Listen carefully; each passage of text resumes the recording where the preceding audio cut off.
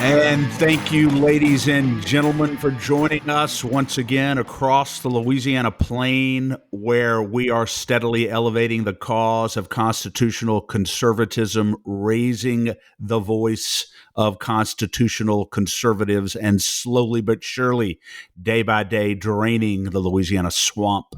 My name is Chris. And I'm Danielle, and this is The State of Freedom, brought to you by freedom-loving Louisiana First Patriots. Hello, State of Freedom warriors. Thanks for having us along for part of your day today. We're so thankful for you. I know you know that we think you're the best listening family anyone could possibly hope for, and I say that because it's true.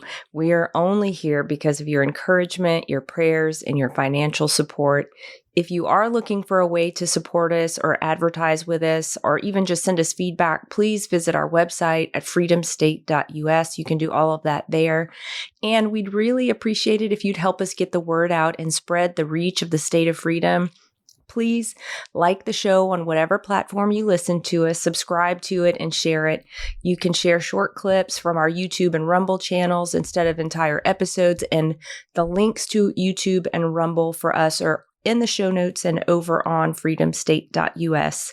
Well, joining us today is an absolutely lovely human. She's a patriot and she's a warrior fighting for our future generations through her organization in East Baton Rouge, Moms for Liberty. I am thrilled to have with us today Paige Lowry. And before we introduce you to Paige, let me read the scripture of the day. It is Psalm chapter 73, verses 24 through 26. And it says, "You lead me with your secret wisdom, and following you brings me into your brightness and glory.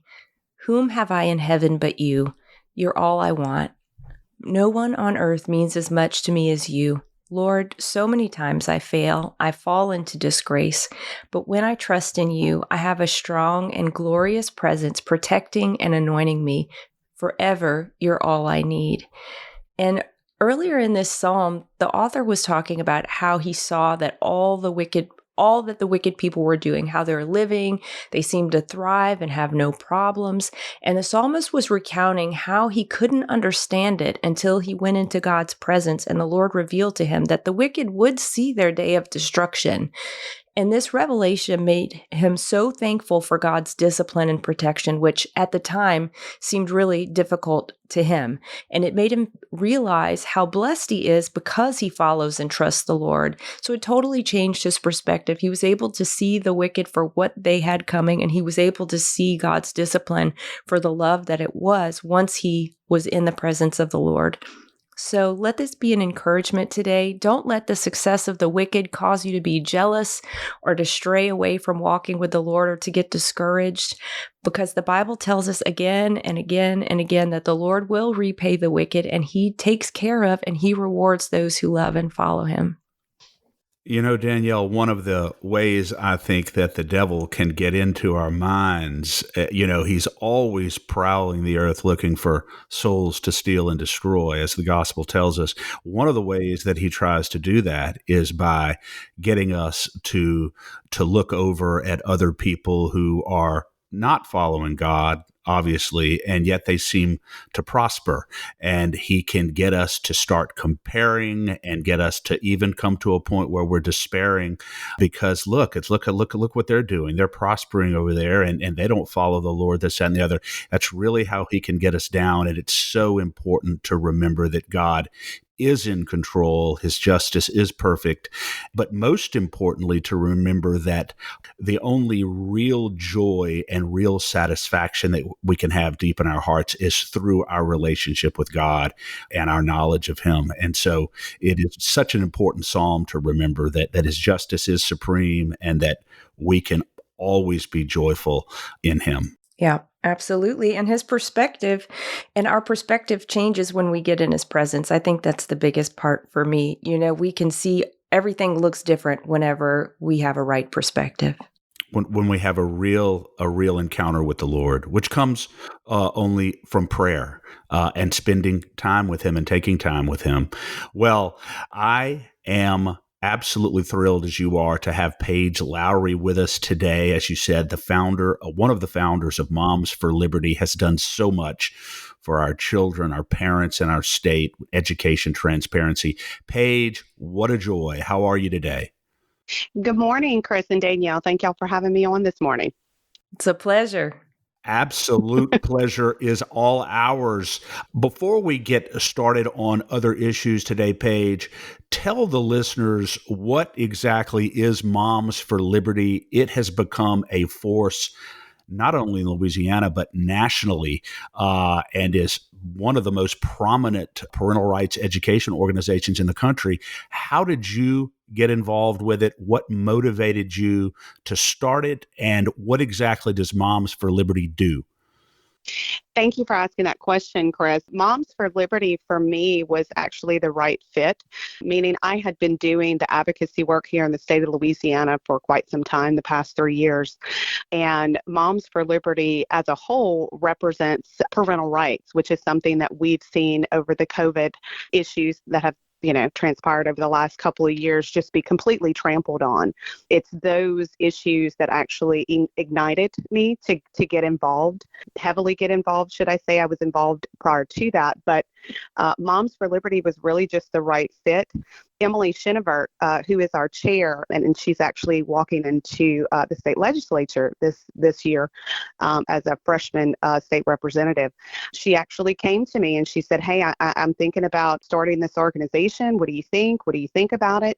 And of course, I did my research and looked into it, and I said, "Man, this is exactly what I'm doing. I think this is great, and I'd love to do this with you." And so that's how we started. Essentially, what Moms for Liberty does is we unite. We unite parents and school districts. We stand up and fight fight for parental rights against all levels of government. And we educate our parents and the citizens here in the state of Louisiana on what those rights look like. The education system is a very complicated thing to navigate. And I can't tell you how many parents call me all over the state with issues that they're having trying to navigate the systems, whether it's the local level or even the state level, mostly the local level. And so this is really just a great resource for parents to kind of connect with an organization that's gonna help guide them and stand up for them and help them be able to combat some of the issues that are happening in their local school systems. That's fantastic. It is fantastic. And I've noticed, in fact, I think I may have met you at the legislature. You have testified very compellingly a number of times at the legislature on education issues, representing Moms for Liberty before the various committees, and have been active there and have made a huge difference down there. Thank you, Chris. Yeah, I spent about 2 years at the local level kind of learning that with those processes. And there's a lot happening there, to say the least, but it prompted me to the state, to the Capitol, and even to start going and participating more in what was happening at the state level in education at the BESE Board. And it's been quite a ride. I feel like I call education the black hole with no bottom. You're learning something right. all the bottomless time. hole. The bottomless hole, the systems themselves, the policies, the processes, they're very complicated. They're not easily navigated, but being able to learn those processes gives me the best position to really be able to help parents all throughout the state. And so, again, like I said, it prompted me to the state. I have done quite a bit of testifying at both the BESE hearings and meetings, and also at the state legislature to try to help, bring awareness to issues and protect and fight for parental rights in that process. And you mentioned the BESE Board and the legislature already. We are optimistic, really, about the outcomes of the recent elections for the state of Louisiana. We had great outcomes at the statewide level, in the House and in the Senate. I mean, in the House, you mentioned Emily Shinivert. We were so excited to see her pull out such a great victory there in East Baton Rouge. And we're really eager to hear from you as an expert about what the makeup of the new BESE Board is. But before we do that, for our listeners who may not know, can you tell us briefly what is the purpose of the BESE Board and what are its main functions? So the BESE board really functions just like your local school systems do. The BESE board, well, you have a state superintendent. Our state superintendent is Dr. Kay Brumley. And the BESE board makeup is the elected official positions. This is your representation. This is your voice at the state education department. And their role there is actually policy and then the finances, right? How the money moves, the contracts that are signed with the state, things like that. So the biggest takeaway and the most important thing that the BESE board does is that they implement policy. That policy is often directed by the state legislature, and the way that they implement that policy is it goes into what's called the bulletins. You can find those in the Louisiana Department of Education website, but it is the policies which our local school systems have to stay within the guidelines of. It is the direction of how the local systems are navigated and what must be done and the minimum requirements of those local school systems. Okay. And are you happy with the makeup of this new BESE board? How does it kind of stack up compared to the outgoing BESE board? I think we are in such a great position. The outgoing BESE board was a very, very unique makeup. There was a lot of policy that was passed and a lot of fights had there pertaining to what the people wanted, and often that was disregarded. We're happy to see that there's been a significant change in those seats, and I'm very optimistic. I'm very excited about those that are coming in to serve on the BESE board. Again, the public needs to remember this is their voice, their representation, and I think the makeup that we have coming in is going to be very strong in providing that. The two that stick out to me the most that have dealt with the public a good bit is you have two state legislators that are actually moving from the legislature going into BESE. You have Paul Hollis and you have Lance Harris. Lance Harris was actually the House Education Committee chair, so he is very familiar with the concerns of the public. Paul Hollis has a really good voting record in supporting the public's position. Paul Hollis actually was a co-sponsor for the library bill that Senator Heather Cloud got passed this last session. So Correct. Those are kind Wonderful. of stars for me that really stick out. I think that they're going to make a big difference to the culture of that board. Yeah, very, very good to hear. Very, very good to hear, Paige, that the composition of the new board from your purview is going to be good and going to be inclined to implement some of the policies that you've been fighting for many, many years. Let me ask you this. What are some of the main issues in education that you would hope and expect the new BESE board would implement and pay attention to? So listen, black hole with no bottom here. And I bet your list is endless. It really is. I feel like Exactly. it grows every day. How long do you have? That is the question. I think the biggest things that stand out to me is, I think foundationally, if we can have a focus on just the parental rights, I think we can eliminate a lot of the policies that really work against parents. That's probably one of the biggest concerns that I have. And this is at both the local level and even the state level. You see this, I've seen this more at the local level, but it's such a... It's a mess. I mean, when you go to your local level and you have issues that you're trying to work through and deal with that system, you jump through a lot of hoops, you get a lot of runaround, things like that. So I would like to close that gap. I would like some accountability and transparency to be taking place pertaining to what those processes look like at the local level.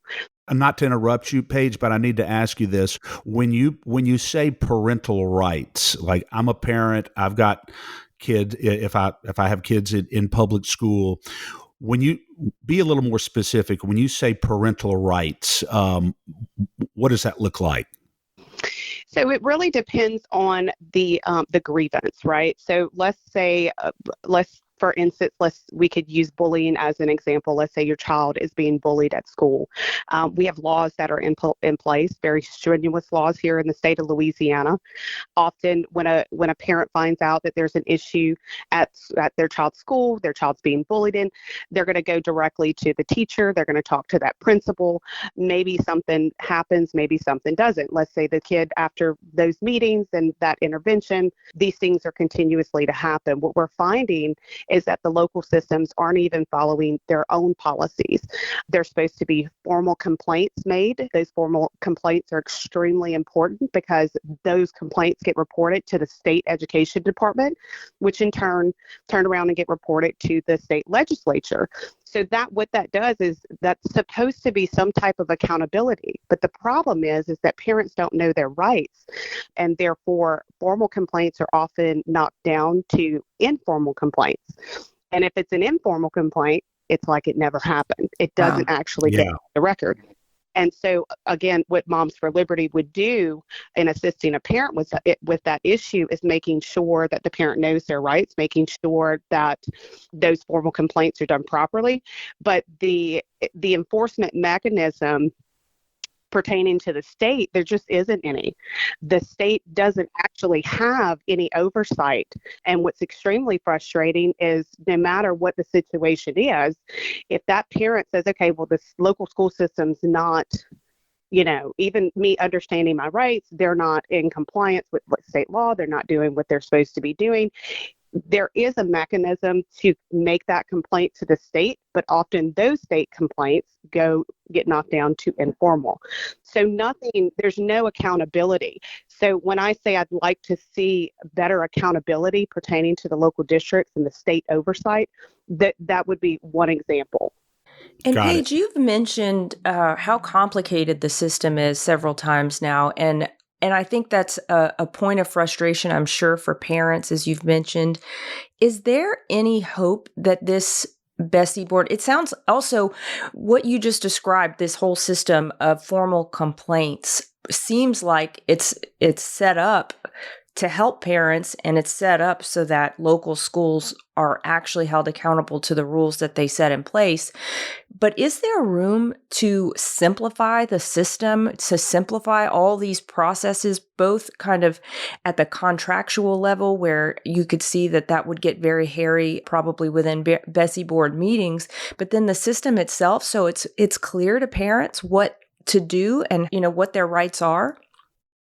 So it's probably one of the more prevalent issues at the local level is that they don't inform parents of their rights. And if you don't have a parent that's actually looking into this information, learning these processes, reading the law, you're not going to get that advisement from those local systems. I mean, another example, look at what we've seen happen with vaccines, immunization requirements, and parents just not being informed that they actually can opt out of that. They can do great example. And parents just are not informed with the correct information pertaining to their rights. So where's the oversight from the state side? I mean, we know at the legislature, we've been trying to pass legislation. Representative Kathy Edmondson has many times brought this legislation saying, look, if you're going to send out letters of immunization requirements, there needs to be something written in there that informs parents that they can actually send a letter of dissent, right? Or that, rather it's because there's 3 different exemptions. So, but parents aren't, the way that the school system presents it to the parents is that they have no option, and that they definitely don't inform them of their rights on that. So that's just another example. So, wow. I'd say where does the state come in and say, no, we and again, once legislation is passed, then of course the state can implement into their bulletins that the local systems have to provide that information to parents. But until that happens, the local systems are kind of doing whatever. And depending on the circumstances, I've talked to many parents, and it's a lot of times it's coercion. And you see that with a lot of different scenarios and situations at the local level, is that they just don't inform the parents of their rights. I'm not going to say there's a bullying tactic there, but they're well aware, maybe not all of them, but your administration for sure is, pertaining to parental rights. And right. They send these parents in circles, and it's a down process to where parents are just like, I don't know what to do.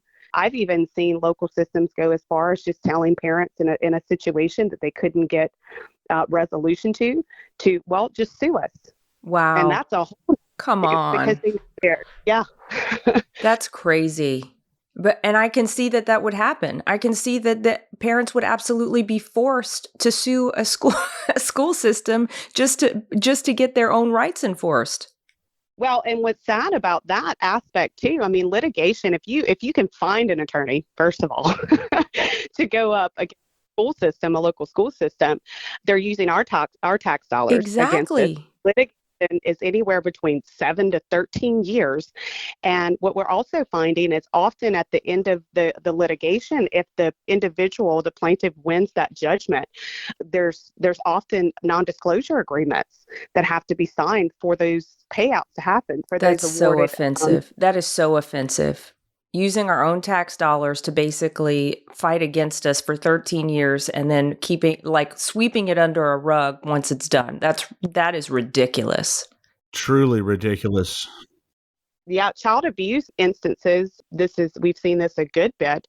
And a lot of times that's why they have them sign those non-disclosure agreements. But now the parent can't even go public with this information to warn other parents, Wow. So Yeah.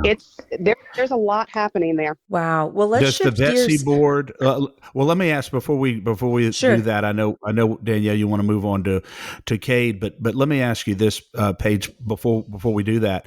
Does the BESE Board have the ultimate authority to force policy compliance on the part of these local school districts? So this has kind of been a gray area. We've been trying to get a clear answer on this. Our state it's not the BESE Board. The enforcement would be the state superintendent. But the problem is that the state's constitution and the current laws in place don't give him that authority, that oversight authority. And this is something we've been looking at for a while, because if the local systems don't have any enforcement to our current laws on the books, then what does it look like moving forward trying to get new laws on the books if the local systems don't have to comply? Right. Yeah. Especially, I mean, even a sheriff has deputies. So if the sheriff doesn't have the power, like the actual authority to do what he needs to do, and he's only one person in the whole entire state to enforce at the local level, that's crazy. Yeah. What's the point of having the policy? What's the point of having the law if there's not an enforcement mechanism? Exactly. Correct. The only enforcement mechanism as of right now is litigation, and that's a nightmare. And I think it's unfair to the populace. I think it serves for some serious child endangerment issues as well, because even through that litigation process, those policies don't change. That the school system isn't forced to actually be in compliance. I mean, eventually, ultimately, what you get is some type of monetary relief, which doesn't help or prevent this from happening to any other student in that school system. So it's certainly not the answer. That's remarkable. And we've heard a lot from legislators lately, especially in the run up to this election, that people are very interested in tort reform. And one of the conversations that Chris, you and I have had a lot behind the scenes is what is causing all of this litigation in the state of Louisiana. And this has to be just a perfect example. People don't want to litigate, but they have no other mechanism to get their rights enforced. So if you don't give them the opportunity to have their rights enforced, they will be forced to sue. And then here we are in a very litigious state. Yes. And Paige, you mentioned a minute ago the lack of transparency, the lack of accountability.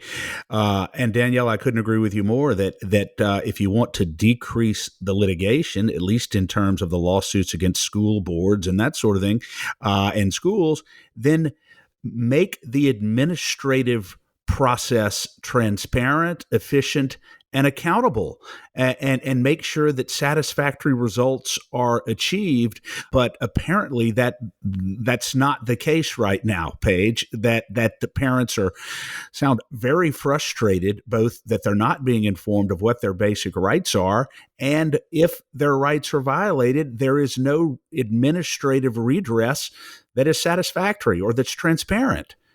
Correct. Yeah, it's egregious.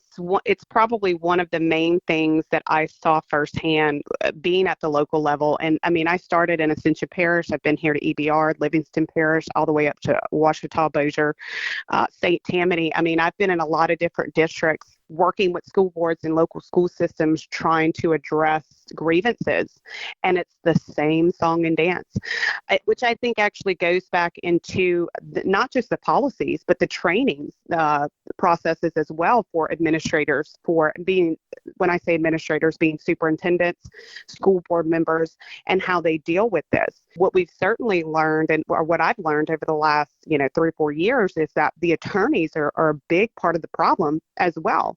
We understand that the attorneys are there to protect the school systems, but we don't have anybody standing up for parents here. And again, it's just a down system. If you're a parent and you're listening and you've had to deal with your local school board, you know exactly what I'm talking about. If you're a parent that hasn't had a big issue with your local school board, I hope you never do, honestly. And I say local school board, not just the school board. It's the administration side. It's mostly the administration side, because the role of a local school system, a school board, is, again, it's the same thing as BESE. It's only there to write policy, implement policy, and deal with the finances within that local school system.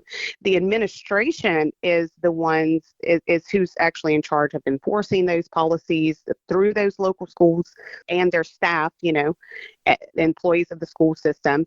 But if, like, for instance, like, I have a school board member, and this is a conversation I've had with even legislators. I said, what is the point in me having a local school board member that's supposed to represent my voice if I go to my local school board member and say, okay, this is the issue I'm having. I went through the teacher, I went through the principal, I went through the administration and the superintendent. I've got no relief. And they say, what can you do? Legally, that school board member has no authority or jurisdiction over that. Therefore, they cannot do anything. It still goes back to the superintendent. We've even heard in Terrebonne, well, I have heard this, and maybe this will get me in trouble, but the school board will tell people, well, our lawyer said we can't do that, so our hands are tied. And I'm like, well, wait a second. Doesn't the school board hire the attorney? Can't you find an attorney who finds a way to yes? Yes. finds a way to get you to do your job for the people whose interests you're supposed to be protecting. Goodness. Right. And what we hear, and what I've heard a lot, is, well, the school board is responsible for the hiring and firing of that superintendent. So ultimately, if they don't like the performance of that superintendent, if those grievances by parents aren't being met, and there isn't a resolution, the school board at any time, can fire the superintendent. And I laugh at that, because if you go and look at the laws, it is extremely hard to fire and terminate a superintendent's contract. This is not like an easy task. So no, that's not, and that's supposed to be democracy. That's supposed to be, obviously it's how the system works, but that's supposed to be the mechanism in which, the authority of the school board can protect or be a representation of the people. And it's smoke and mirrors is what it is. Wow. Well, Paige, kind of continuing on the line of the administration, it's my understanding that the state's superintendent of education, Cade Brumley's contract is up at the end of this year. Now, we like him a lot. I was so impressed when he came to Houma. He spoke to We the People Bayou community. He talked about returning Louisiana's education system to the foundational tenets of education. And he's, pretty anti-woke. He's a big promoter of vocational education and building up our state skills in the trades. Do you think the BESE Board is inclined to renew his contract in January? I certainly hope they are. Yes, I think that the new BESE Board makeup that's coming in absolutely is going to be a huge supporter of Cade Brumley. Cade Brumley certainly has our support. He has been really incredible. He's really, and anybody listening can go back, but Cade Brumley has openly spoke out against a lot of issues that have been on the forefront of parents pertaining to what's happening in the classroom, rather that's, SEL, CRT, gender ideology. And he is, he's not one to get in the middle of all that. I think it's very basic. His approach is very basic and really what parents want. He's like, look, if it doesn't have anything to do with the 1, 2, 3s and ABCs, it shouldn't be in our schools. We need to make sure that parents are having those conversations with their kids, and we need to get focused back on education and making that the priority of what's happening in our school systems. And I just love him. I love that about him. He's been a huge proponent of the work that we've done and are working on and are doing.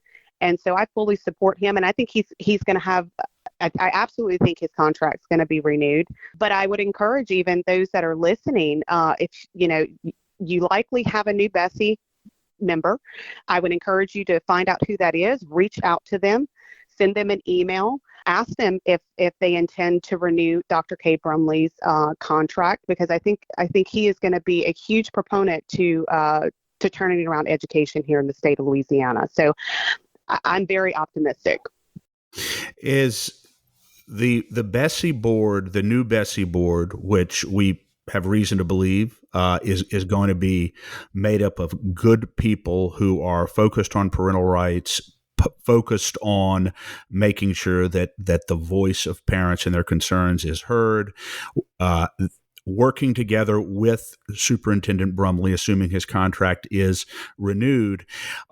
What can Superintendent Brumley and the BESE board together do, if anything, to make the process, the very frustrating process that you've described on the local level, with inattentive superintendents and school boards that are non-responsive, what can BESE and the superintendent do, if anything, to improve that local process, to make it more transparent and more satisfactory to parents?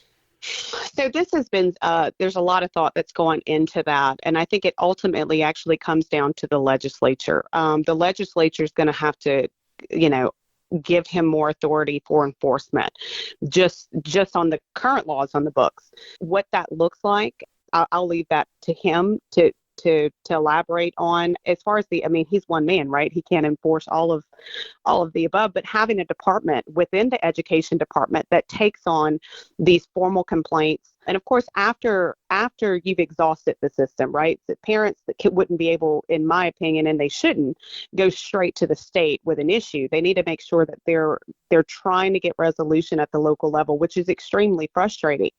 But I think some type of, leg to his department that would allow for parents to move to the state level with those issues would be a huge help. And listen, it's kind of like the toddler tantrum issue, right? How many times do you have to pop the toddler on the hand and before they realize, oh wait, I probably shouldn't do that anymore? And I think that's what it's going to come down to when pertaining to the local systems.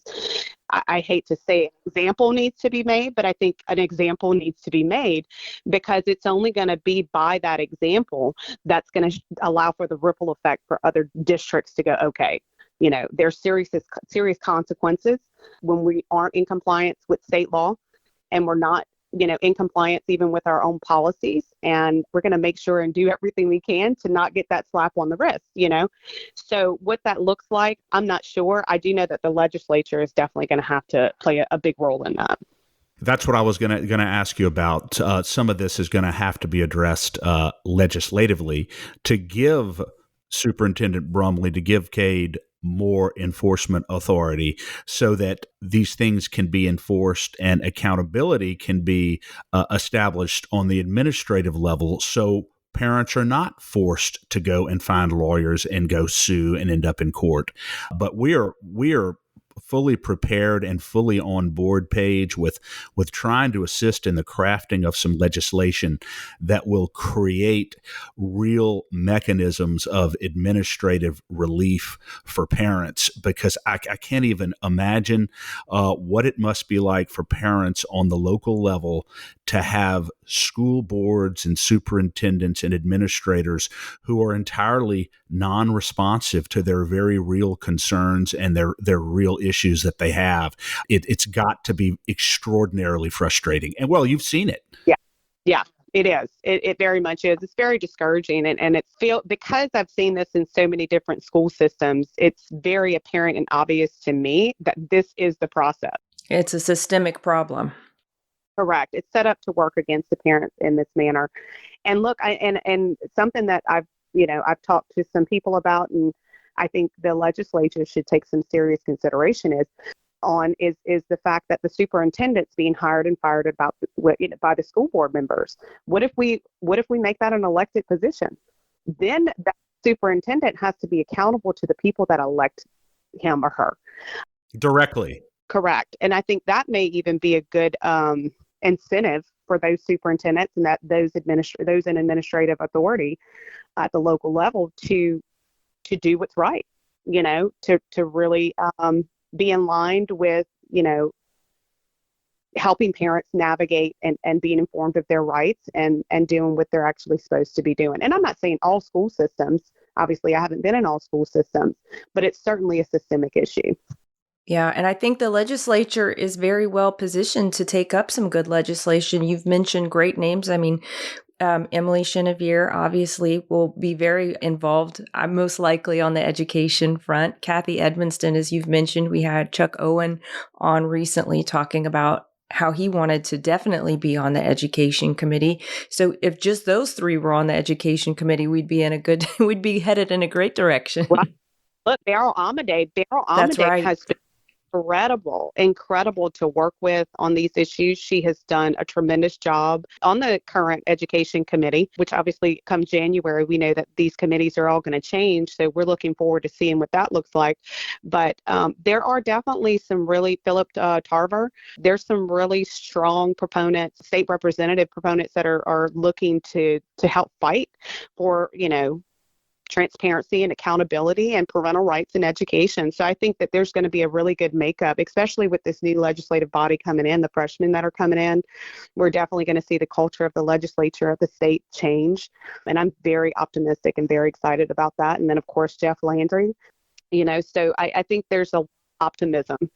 Yeah, and we're very much looking forward, Paige, to being down at the legislature and testifying with you before the Education Committee on the issues that we've talked about today, and very specifically the complete lack of transparency on the local level. And the reason why I keep focusing on the local level is, as you said, that's where parents have to start, and that is where the issues 99% of the time should be resolved satisfactorily, yet they're not, because the system on the local level is dysfunctional. So we're very much looking forward to testifying with you, to bringing this issue to the attention of the Education Committee. And once they are aware of it, because of the new composition of the legislature and these committees, I believe that they're going to be very willing and very inclined to craft some legislation to change that system and the way things are done down there on the local level. But thank you, just to close out, for everything that you do now and for everything that you have been doing for so long to fight for parents in our system. You have been on the front lines. We've got enormous respect for you, and we just look forward to working with you going forward. And thank you for taking some time to be with us today. Absolutely. Thank you guys for having me on. I'm happy to come back anytime. I would love to talk more about education and share information with your listeners. One of the things that's been a long process for me, a learning curve, if you will, and in this process has been, the history of education.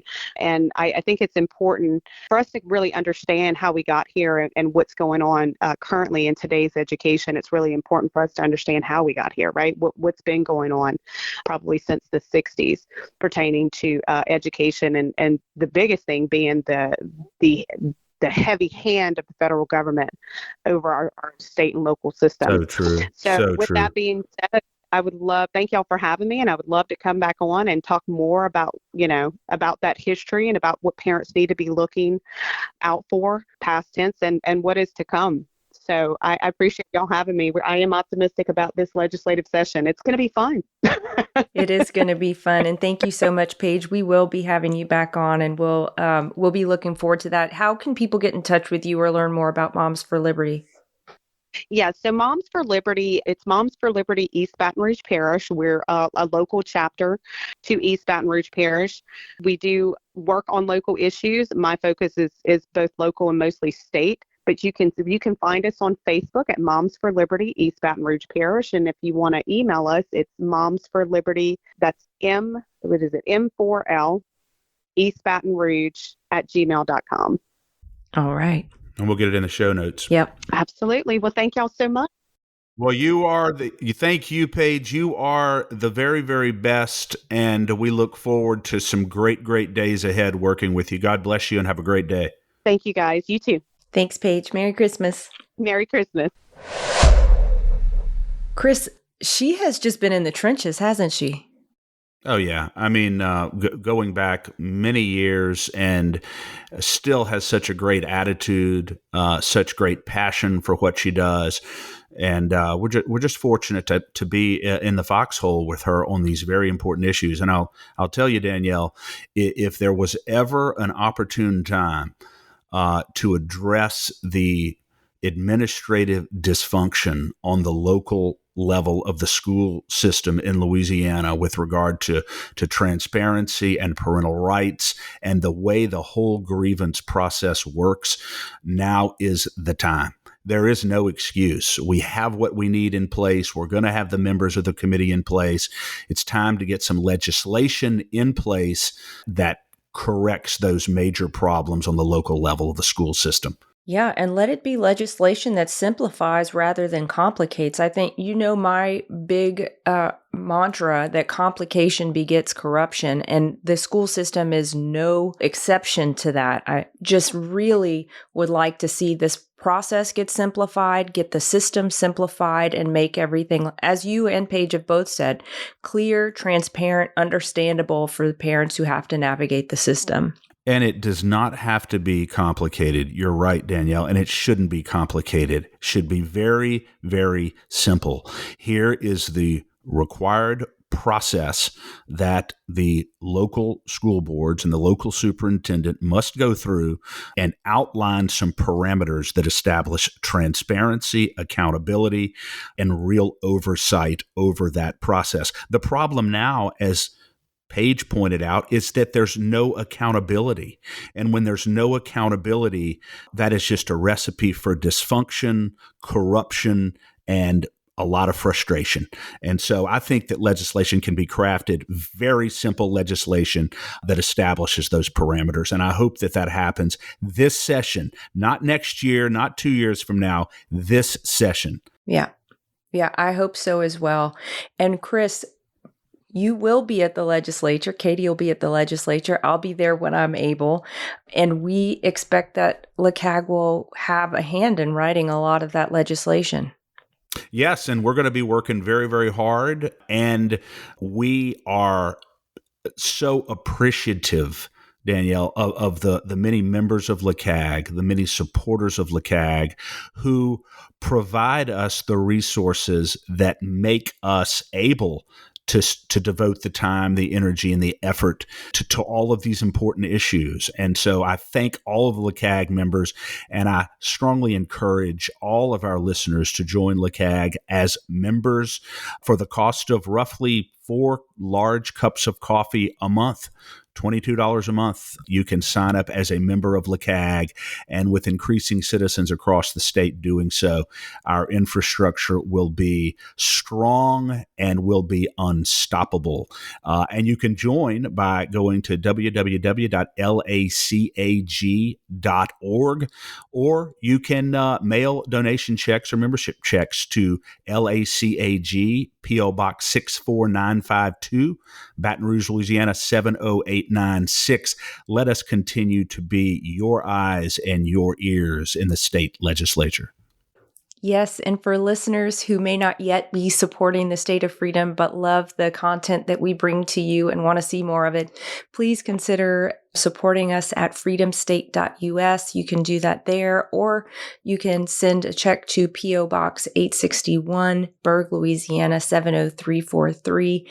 And before we go, I'd like to mention for any listener who may already be investing in precious metals, who is interested in investing precious metals, or even starting a home-based business in that industry, you may have seen recent news. Gold is on its way up. Silver's on its way up. It's a great time to be diversified in your portfolio. So Metal Stacks is a precious metals collectors club where you can buy metals at the best prices on the market, which is actual dealer cost.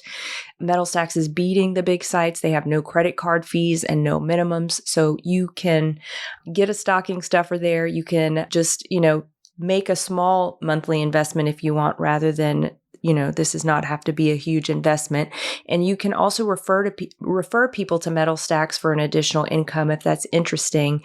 If you are interested in purchasing metals, you can visit metalstacks.com/dwalker. That helps me out. I get the commission. And if you're interested in learning about the business aspect, you can email me directly at danielle@freedomstate.us. Once you go to Metal Stacks, you will never go back anywhere else. That is for sure. Danielle, regarding the state of freedom, our listeners need to know that it is vital that we continue to expand, continue to broaden our base and our platform across the state of Louisiana so that the voice of constitutional conservatism can continue to be heard more and more broadly. So your donations and your support of the State of Freedom, our podcast, which is rapidly becoming the voice of constitutional conservatism in Louisiana, is so very, very important and deeply appreciated, because in doing so, we will continue each day through great guests like Paige Lowry and many, many others to preserve and advance the state of freedom in Louisiana. Yes, we will. Thanks, Chris. Have a great one. Thank you. Thanks for listening to The State of Freedom. To stay on top of all the calls to action we mentioned today, just check out the show notes for the episode. If you'd like to support the show financially, visit our website at freedomstate.us. If you'd prefer to give by mail, you can send a check to The State of Freedom, LLC at P.O. Box 861, Berg, Louisiana 70343. If you own a business in Louisiana and are interested in supporting our show by advertising, please email us at info@freedomstate.us. To get involved with Louisiana Citizen Advocacy Group, visit lacag.org, LACAG.org, or email Chris at chris@lacag.org. If you're enjoying the podcast, please subscribe and share it. Give us a 5-star rating in the reviews. Thanks again, everybody. We'll see you next time.